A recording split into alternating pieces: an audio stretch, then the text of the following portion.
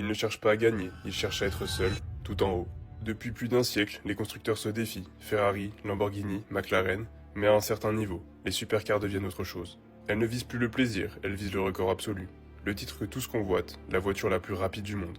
400 km/h, c'était une folie, 450 une utopie, mais aujourd'hui, ils visent 500. À cette allure, l'air devient une barrière, les pneus menacent d'exploser, les freins brûlent, la carrosserie se tord, le danger n'est plus autour, il est dans la machine.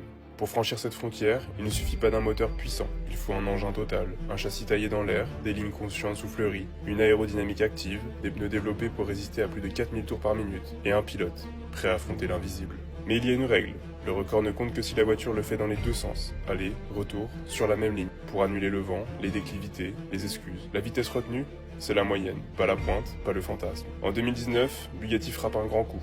La Chiron Super Sport 300 Plus atteint 490 km/h, mais c'était un aller simple, pas homologué. Koenigsegg, de son côté, développe la Jesko Absolute. Aérodynamique lissée, ratio allongé, objectif clair, battre Bugatti. NSI annonce la Venom F5, prévue pour dépasser 500 km/h. SSC Tuatara prétend avoir déjà franchi le mur, mais sans preuve incontestable. Tout reste à prouver. Ce n'est plus une course contre les autres, c'est une course contre le vent, contre la physique, contre le doute. Et le monde entier regarde, pas pour voir une belle voiture, mais pour voir jusqu'où l'homme peut aller avant que la machine ne dise stop. Un jour, une voiture franchira les 500 km/h dans les règles. Et ce jour-là, ce ne sera plus une supercar, ce sera une flèche, une ogive, une réponse à la gravité.